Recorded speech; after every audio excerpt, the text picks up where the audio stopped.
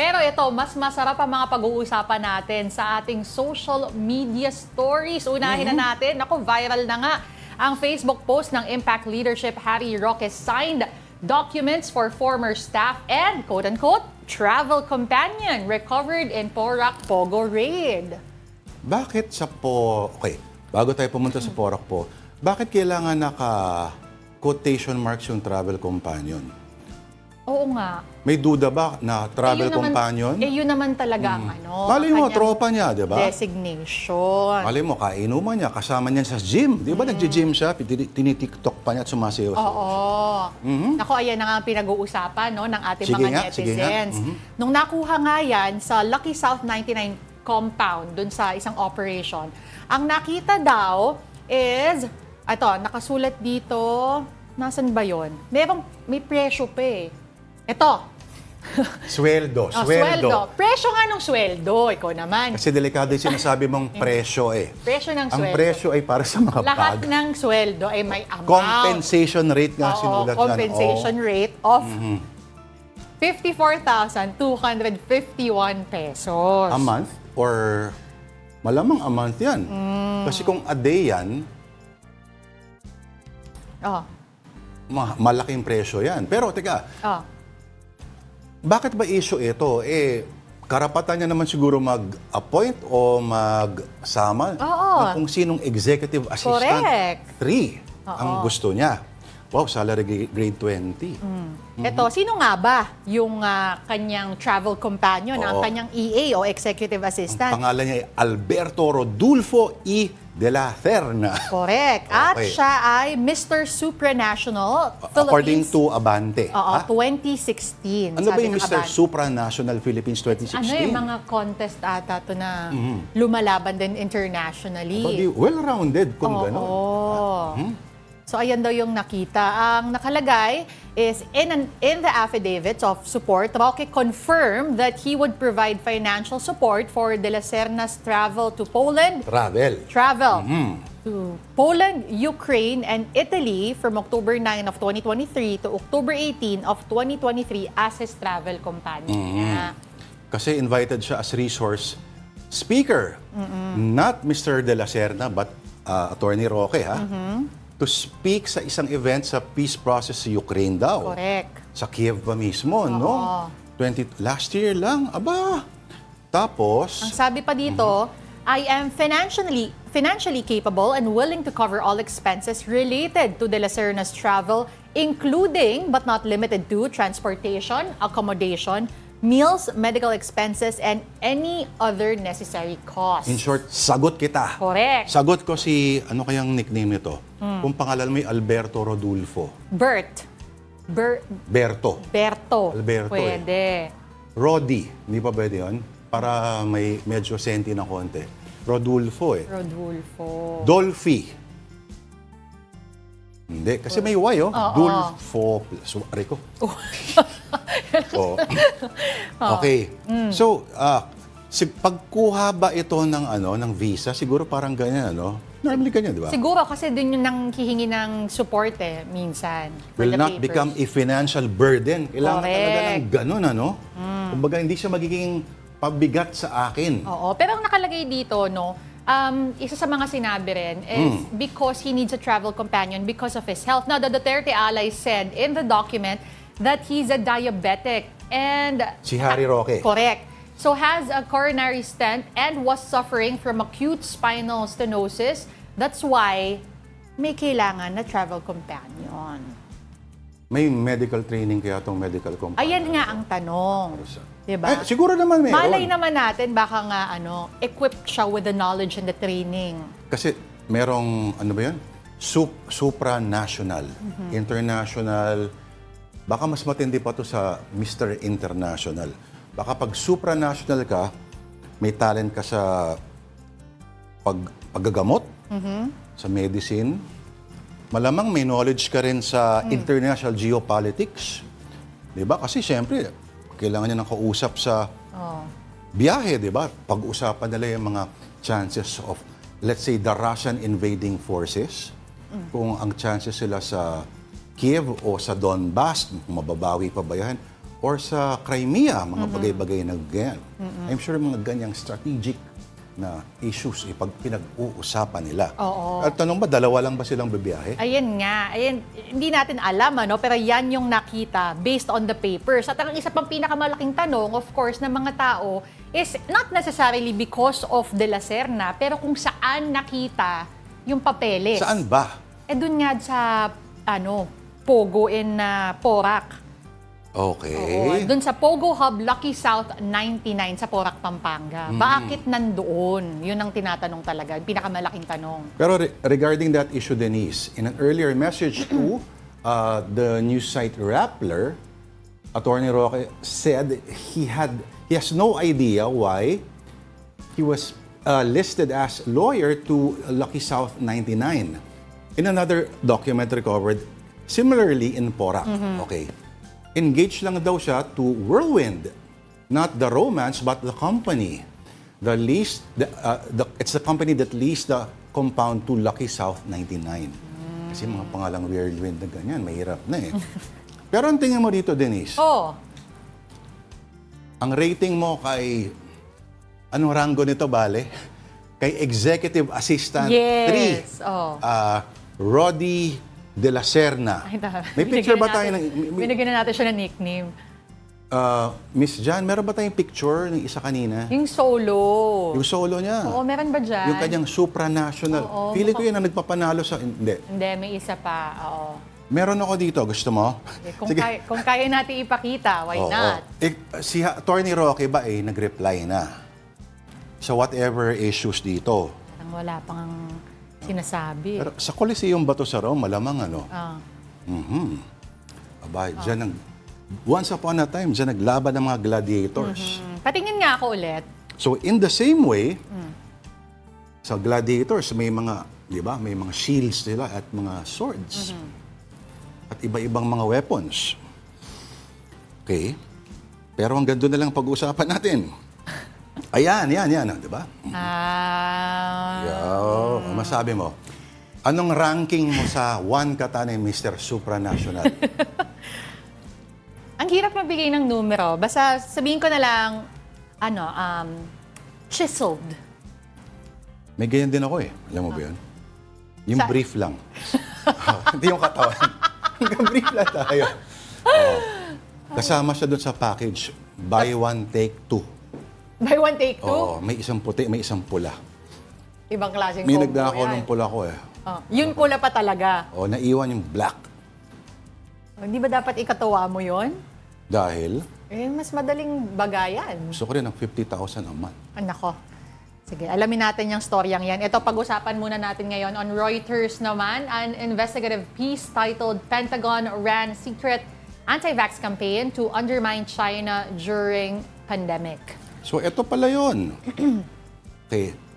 Report ito ng Reuters. Really deep dive nila, investigative deep dive tungkol doon sa, yung alleged campaign ng CIA, Central Intelligence Agency ng Amerika, na i-undermine at sira-sirain sa mata ng maraming bansa ang Sinovac. Correct.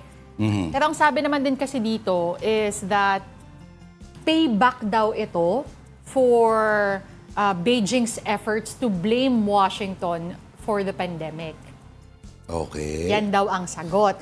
Isa sa mga nangyari na sinusundan dito is the involvement of Filipinos dahil naging target daw ang Filipino public. Lalo na sa atin. Mukhang tayong ground zero considering grabe tayo sa SOCMED. Pero confirm na talaga, gumamit daw ng napakarami mga fake accounts. 300 to be exact. Ang US military para maglabas ng mga anti-Sinovac na mga memes, comments, etc. etc. At umabot pa sa punto na nagpakalat ng chismis na keso magkakasakit ka raw ulit pag sa Sinovac kasi mahina lang yung mga kaya hindi ka raw nagkakalagnat nung tinurukan ka, etc. etc. Correct. Oo. Kasi, ngayon daw, hindi naman tinatanggi ng isang spokesperson who commented anonymously, na ang information sa mga ganitong mga kampanya ay bahagi na ngayon ng armamento ng CIA. Ganun din naman ang Russia, di ba? Oo. Pero yan na nga, no? Sinasabi nila na, like what you said, Reuters asked X about the accounts. Social media company removed the profiles determining they were part of a coordinated bot campaign based on activity patterns and internal data. Yung 300 accounts na yun, meron pa silang hashtag dati na China ang virus. 300 lang plus? At least. Mahirap. Oo, at least 300 accounts daw. Buti pa isang presidential aspirant dati. Mas marami pa dyan. Yun din, coordinated rin yun. So yung sa X, paano sinabing coordinated? Pag napapansin nila na may pattern, na sabay-sabay, na alam mong coordinated at may oras, tas halos pareho yung pare-pareho yung mga wordings. Yan. Diyan mo mahalata na merong hindi siya spontaneous, ika nga. Nag-start pala to under President Trump. Correct. And continued much into Joe Biden's presidency, okay? Pentagon has been trafficking in COVID misinformation. Teka muna, baka yung kay Attorney Roque kanina, part din ng coordinated campaign niya. Baka may mga kalaban si Mr. Supranational. Baka kailangan i-check din natin kung may patterns talaga. Correct. Kung wala, alamin natin. Pero gusto mo ba makita ulit yung picture? Antindi. Pwede mo ba dati ipakita? Makikita ba sa Pwede camera? naman. O basta, I'm sure ginugoogle na ng mga ate natin dyan, Oo. Pag ganito ba, inaahit yung niyan? Mga buhok-buhok sa dibdib? Ay, sige, angat mo daw, pakita daw. Pwede ba ipakita? Okay, hindi ko po tablet to, kay Denise po itong tablet. Grabe ka. Bagay ba? Pwede bang portrait? Ayan.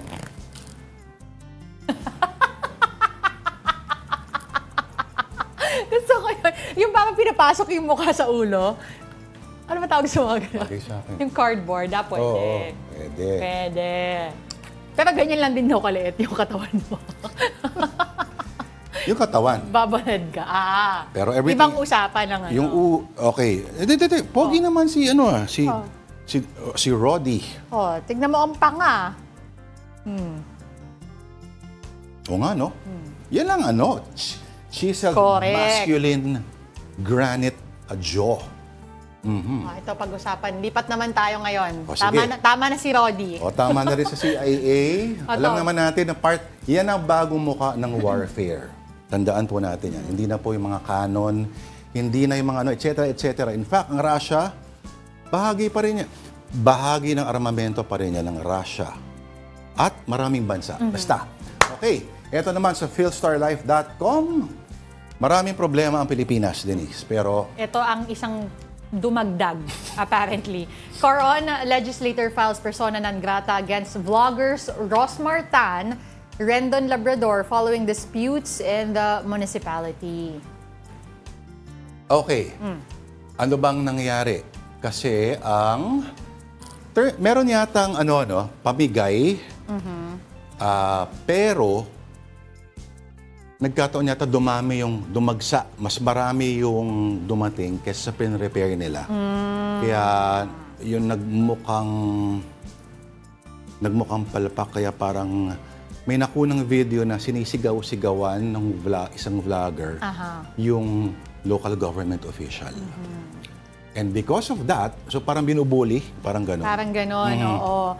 Actually, meron din kasing post itong si Jo Trinidad. So, Jo Trinidad works as one of the staff in the mayor's office. Ang post niya, nakasulat, they waited for several hours until they starved. Talking about the attendees ng event. The staff even assisted you, but you did not give them a single centavo. Okay. Yun ang So, sino una nag-post? Yung local official or itong vloggers? Parang nauna tong vid. Yung staff ang nauna. Mag-post. Oo. Tapos nagka-confrontan na. Kaya may video ngayon yung parang sinisigawan. Okay. Sa mga hindi familiar masyado gaya ko, Denise, ano bang pagkakilala mo sa mga vloggers na to? What do they specialize in? Do they specialize in anything? Are they known for certain stuff? Alam mo, yung vlogger na si Rosmar, paminsan-minsan na nadadaanan ko yung mga reels niya, no? Lumalabas sa feed ko. I think she specializes sa makeup and skincare. Pero meron siyang video na pumutok dati kasi parang sinasabi niya lang ilang milyones yung kinikita niya within a day. Oh! As in, milyon-milyon siya kumita every single day. At tapos si Rendo naman, mas kilala siya bilang somebody who's straightforward, walang kaso sa kanya kung may masagasaan siya. May Sa katawan niya, masaktan siya. para siyang hindi ba siya gym instructor? Parang ewan ko kung, parang siya health enthusiast, health buff, parang ganun yung ano niya. So, hindi rin ito yung unang beses na nabalitaan natin for Rendo na may konting dispute. Alam natin, not so long ago, nagkaroon din sila ng issue ng ilang mga basketball player na nagkahamunan pa. Talaga? Ng basketball. Nagkahamunan ng basketball. Ano kaya kasi pinamimigay nila? Actually, yun naman ang tama talaga, no? Kung may papadisperse ka, better to coordinate with the local government. Oo, correct. Para maayos ang distribution. Sa isang banda naman, minsan, kasi alam mo government, di ba, may mga certain, may mga burokrasyang sinusundan yan, may tendency yan na maaring hindi kumilos sa mga bagay-bagay according to your expectations. So, yun. So ngayon daw ay persona non grata na ang dalawang itong vloggers na ito. Okay. Ngayon, ang ibig sabihin naman talaga ng persona non grata ay hindi naman ibig sabihin pagbaba mo sa airport ay huhuliin ka kaagad or papabalikin ka. Ibig sabihin nito parang mas political statement siya. Sabi ng ilang lawyers, political statement siya na hindi ka katanggap-tanggap na panauhin. Pero pwede ka pa rin technically, pwede ka pa rin dumating. Oo. Pwede ka pa rin mag-book ng mga resort doon. Yun nga lang, parang sinuka ka na. Parang sinuka ka. Oo. Although ito naman kasi proposal lamang, pinag-uusapan pa, no? Pero yun nga, yung what is proposed, persona non grata for, again, Rosmar Tan and Rendon Labrador.